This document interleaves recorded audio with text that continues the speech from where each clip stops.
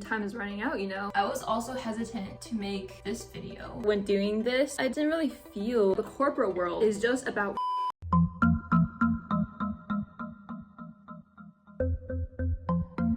in the main deck, KPI chart, baseline KPIs, the other work streams, following up on a few emails. Here's the wonderful life after graduation. Wow. So I've been in a bit of a rut. It's been over a year now since I graduated Caltech. Life after graduation has made me had many thoughts about what I'm doing, what life really is. So you guys are gonna come along with me, listen to my existential crisis. Hopefully it'll be helpful to you. I think that if I knew and had some expectations of what life was gonna be like after Caltech, then I might have not feel so lost like I am right now. This is a great representation of how sloppy I am in a Zoom call, right? You just see here on up, so down here, like whatever, I just put on this button up, a drape across here like so. That's why all of my poor business casual clothes are not getting use out of them. So look at my desk. We're gonna get my life together a bit. Oh, let's not share secrets. I have my broken glasses here. I just have trouble letting go of the past apparently, as you'll see in this video. And this is a note that I wrote to myself, encouraging me to use less social media. Voila! 3 more screens. Down here where I have this ACT prep guide that I'm using to tutor my students. I started off this morning with a 7:30 a.m. meeting, and I already had 2 meetings where they went over. We love that, guys. As always, I was like blanking out when the discussion didn't really pertain to the stuff I was doing. Probably not the best, but again, keeping it real here. A great way to start your Monday. I feel like even though my coworkers are nice, they're great, cool people, it's just not the same as like college. I feel like I'm stating the obvious. People from similar and diverse, I guess, backgrounds are all in the same area. You can just chat with them whenever, like in the dorms. They're just right there, like-minded, can relate to each other very well. I just realized I missed that a lot. I've been really bogged into the world of social media recently because I'm just lacking that relatable human interaction. That's not very healthy either because I'm getting a very skewed perspective, especially because actually like a lot of Caltech people and the people who I guess I talk to more at Caltech are not on social media, and I just kind of forget like how far I come, and then I get down the rabbit hole of like, oh my gosh, this girl is so much more successful and all she's doing is making TikToks. And at the same time, because I make content too, I've been compelled to make friends through the internet with these content creators. I'm very small, so like not that much I expect anyway. When doing this, I didn't really feel content. I feel like I seem like desperate to make friends, but I realize it's not with influencers I want to make friends with. I just want friends here in general. Sean's great and all, but I miss college a lot. There's that first part of my existential crisis. Let's get on with starting to get out of this rut. I've gone like 2 hours without drinking water.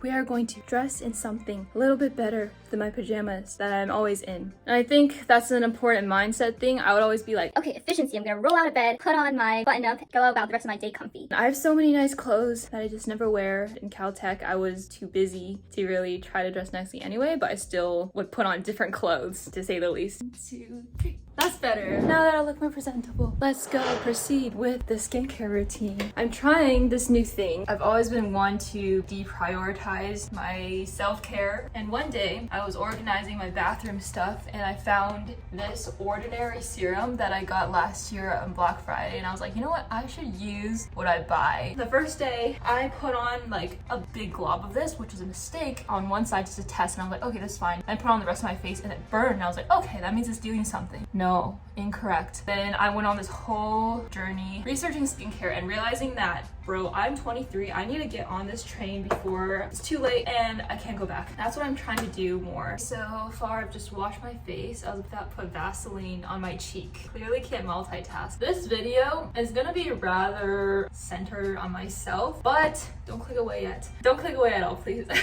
It's still gonna be like valuable. I would have found this valuable because it's seriously an unfiltered view of life after graduation, all of the kinds of considerations frustrations that are running through my mind and why this is so.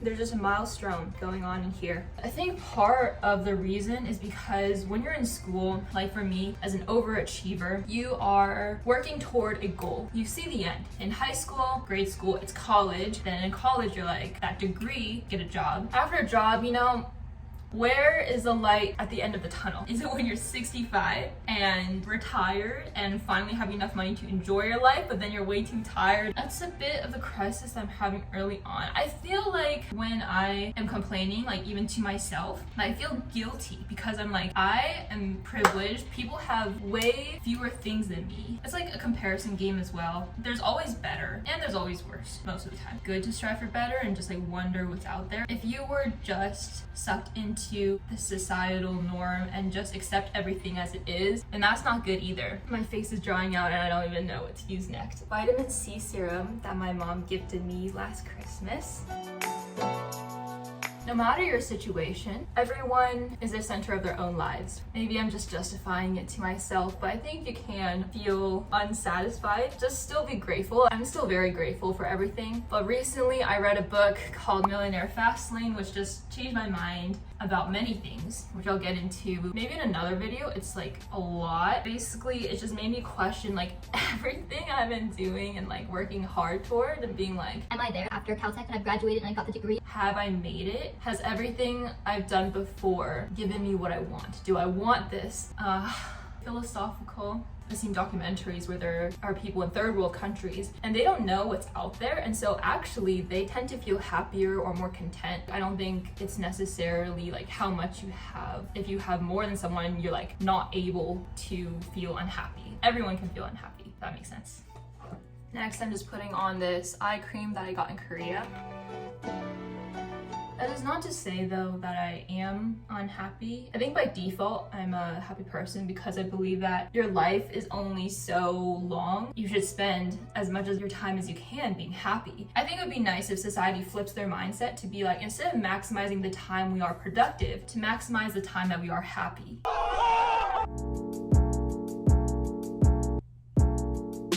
Next, I'm using my daily moisturizer with SPF.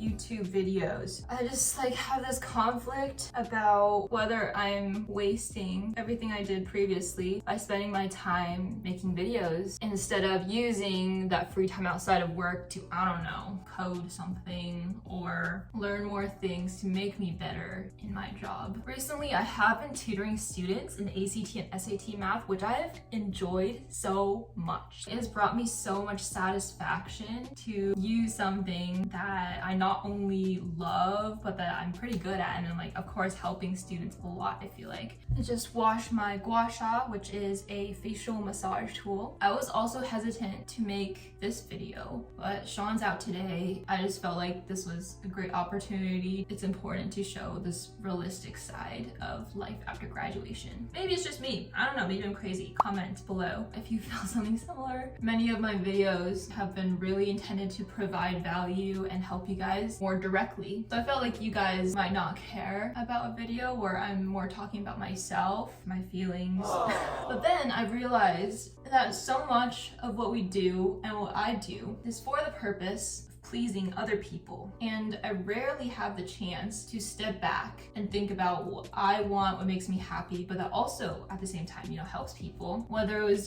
being good at school, Caltech, graduating, and then going into consulting because I thought it was a way to climb the corporate ladder faster, which again is what society tells you should do and what is respected. Maybe I've been going about this all wrong. Realizing it at 23 isn't too bad, but it's not like I'm really doing anything to change it. Making this video might be a good first step to just not caring so much about what's right and what's wrong and what people may think, and to do what I think is helpful, the things that I want to share to you guys. I guess the crowd will speak. It's okay if this doesn't get many views. You might be wondering, why do I have this much time to be doing a full skincare routine after 2 meetings, which means work has already started? Well, ladies and gentlemen, that is the beauty of work from home. On my current project, I'm I'm running my own 2 work streams. The timing kind of depends on myself. So I spread out the work throughout the day, which I do feel like is a little more sustainable than just straight working like 8 hours. And in my case as a consultant, more than that. Sometimes throughout the day, after my meetings, which are so early, so I don't want to wake up earlier, then I'll just shift some morning routine stuff after my morning meetings. I'll clean around the house. I don't have a house. Go bother Sean, go on a walk. But I haven't been so good at doing that recently. I haven't gone to the gym in so long. But today, we are going to go to Orange Theory, which is a HIIT workout club.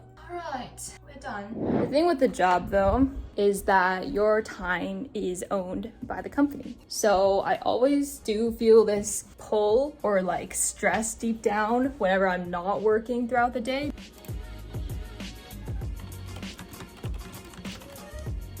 The nice thing about this shirt is that even if I do have more Zoom calls today, it looks like a regular business shirt because of the collar. One more important thing I'm going to do, which I haven't done in a while, I think that this is actually one of the most important things that I can do for myself, and that is meditating. I might seem like I have a lot of things put together, but that is not the case. And in fact, right now, I'm questioning a lot of those things. Shh.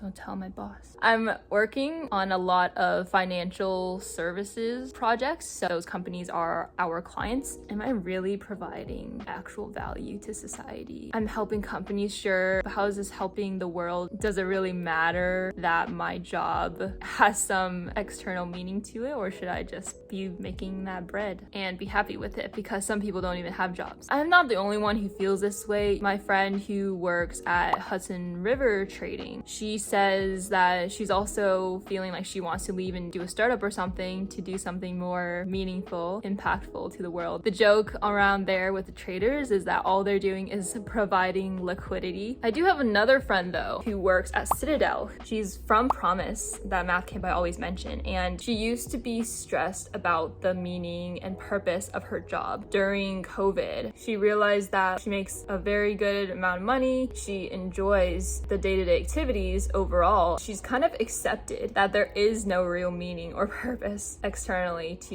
your job. That's made her a lot more at peace. I just haven't found that yet.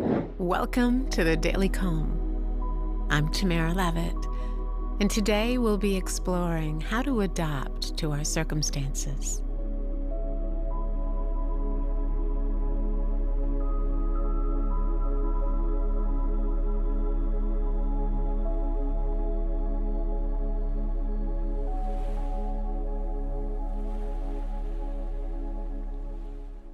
While I was waiting for my tea to steep, I did do some work. Now that it's ready, I'm going to go into some deep work. By the way, I drink a lot of tea, but it stains my teeth. So the trick is to add a little bit of milk, because then the little molecules bind to the milk instead of your teeth. It's just like milk tea for free, just no boba.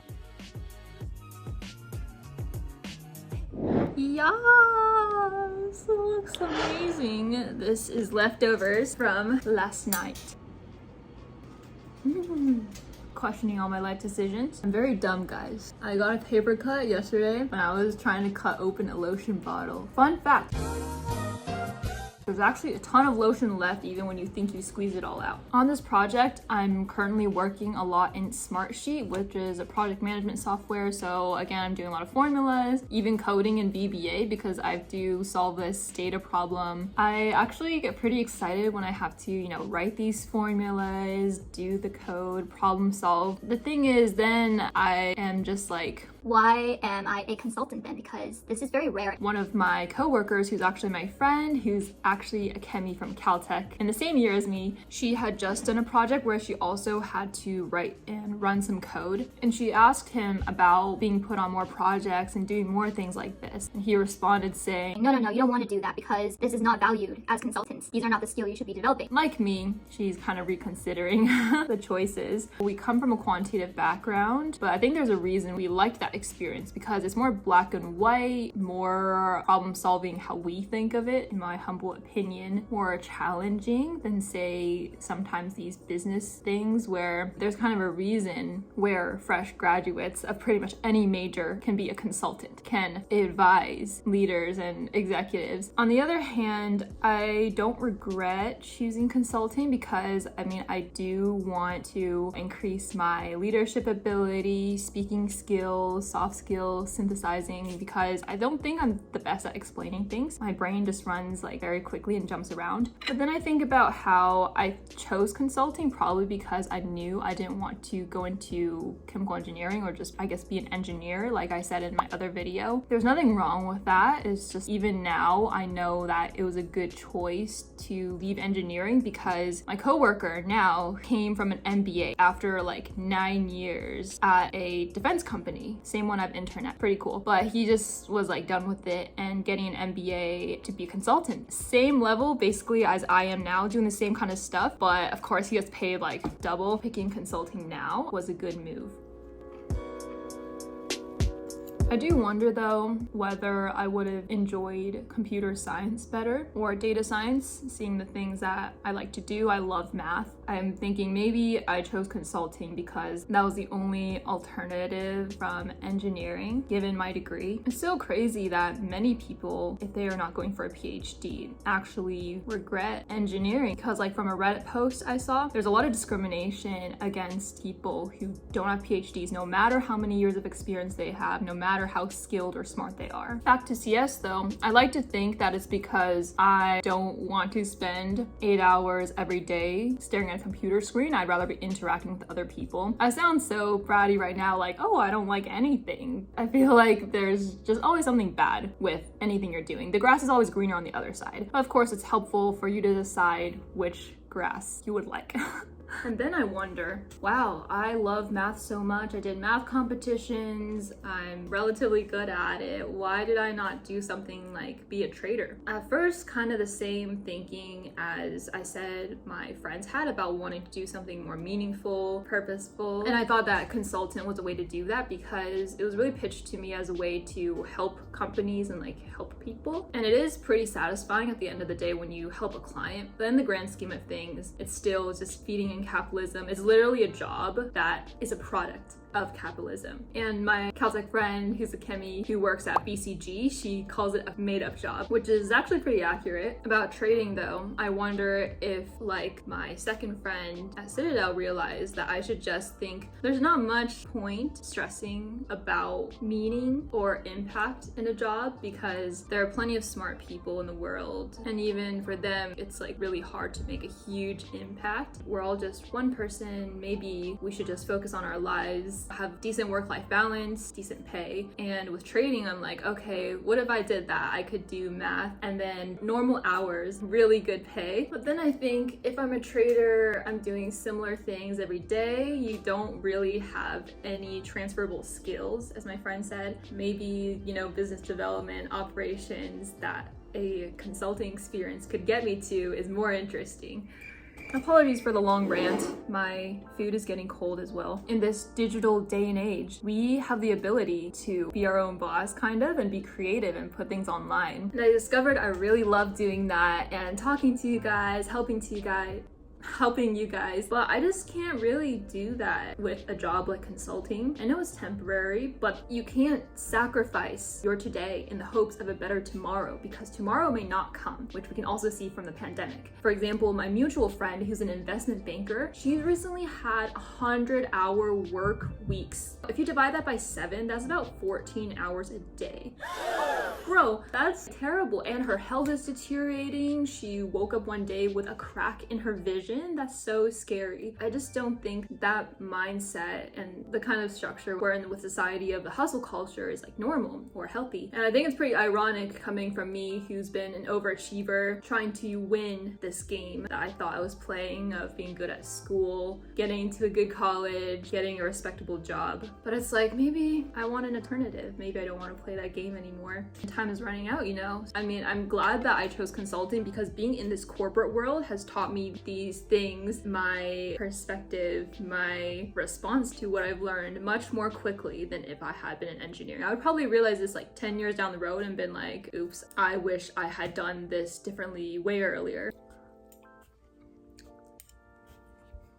Work that I'm currently doing. So even though it's quantitative, there's a bit of a struggle with this, which kind of relates to what my friend's manager said about it not being a skill, I guess, that consultants are really valued for. A lot of the work I'm doing is like on the back end, and it's not really visible to my manager and the rest of my team how much work is being put in. That troubleshooting just took an extra hour than I expected. That's pretty typical. So I kind of have this fear that when I'm doing this quantitative stuff, what I enjoy, that it appears I'm not actually producing a lot. In this kind of culture, you want it to appear at least that you're doing a lot or get credit for the work that you're doing. It's not a regular 9 to 5. It's all about how much value you can add. And other consulting firms, in fact, have a capacity score where they basically are tracking how much of your capacity they're using, which is another way of literally saying you belong to the company, you're working for the company, your time is theirs. You get paid for it, but for consultants, my hourly rate is probably a lot lower than my boyfriend Sean's on showing how much you've produced and how much value you've added. It's mostly in slides. My manager has been telling me Everything you do, you need to package in a presentable way to get credit for it. That's why we make slides for the client. and I'm like, How do I put code that I've written or formulas I've been debugging into slides? so while I'm doing this time-consuming work on the back end, quantitative stuff, which other people on my team cannot do and the client cannot do, I also am expected to take time to make slides on that. And the making slides part and interfacing with the client, that part that I do outside of all my quantitative work is basically the portion of the stuff that each of my other teammates does. And I've learned that, the corporate world is just about showing. You need to give the perception of you're such a hard worker, you're likable, you have great soft skills. The more slides you can pump out, then wow, you did so much. And recently our team has gotten feedback that we should make more slides to, again, show how much work we've been doing. And yeah, I get it, but it's like a lot of the stuff oftentimes is pretty hand wavy as well. Again, that makes me question like, oh, I'm not really learning much when I'm putting things on slides. It is a valuable skill, but if I don't even enjoy it, then maybe I shouldn't be in this profession and I should just be a trader. Oops, checkout suddenly got moved to 2 p.m. so I joined that.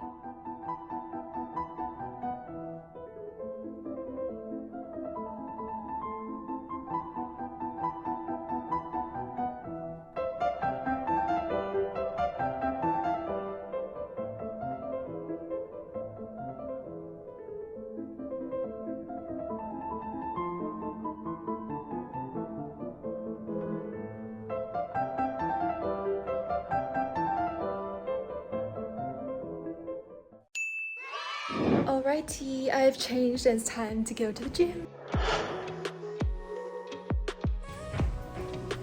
Even though I really like working out on my own, I do very much enjoy group classes like Orange Theory. Everyone else is working hard around you, so that's pretty motivational, and they just tell you what to do, and in that 1 hour, you're definitely productive and doing something good for your body. I really like working out because it's just a period where I must focus on whatever exercise I'm doing. It just really gets my mind off of everything that's going on outside of that gym session. Since I played varsity basketball at Caltech, I've been playing sports like pretty much since I was in 5th grade. Being active has been a staple, so I feel like I can go back to that sweet spot whenever I just sweat a little. But I really do miss organized sports, whether it's basketball at school or just like intramural sports, dodgeballs with friends. I just have trouble finding that, like people to play tennis. I can't find a basketball court. Everything's just different when you're out of school. Everything is just harder to come by. You realize you're an adult and maybe you don't even have time for those things anymore. I liked this quote that is from a podcast, and it just asked, would your 9-year-old self be sad that you're no longer doing blank? We should try and find ways where we can go back to that sweet spot and things that we enjoy doing just for the intrinsic value and happiness. Do you ever just feel like you're always thinking, always processing something while you're doing other things, and then you know that's bad for your mind and mental health, and then you start feeling slightly stressed because you're being stressed? I just feel like I don't know what to be doing. There are too many things that I am considering and that I want to try. I'm focused, my brain is always at 10x, and I know that's not good, but then I can't just mindlessly do what I'm expected to do. But I also don't know how to not think and pick one thing and just gun for it. We are here! I tape my thumb so germs don't get in the cut. We made it! Always great to get some sweat and feel gross afterwards. I think another difference and difficulty of getting yourself to work out post college life is you don't have an organized event or strong reason to. You could just bum around all day. There's no parents telling you that you need to get off your butt and no friends around who are doing the same things. I've been wanting to journal. I used to journal a lot actually when I was a kid, and it's been on and off, but I haven't really made myself get a huge chunk of time when I could just really sit down and write, because I like writing by hand. This chatting with you guys has been therapeutic as well, so thanks for being a great part of helping me as well, and I hope that I'm helping you. Hope this is mutually beneficial. It's always a good day when I can make it into the parking spot.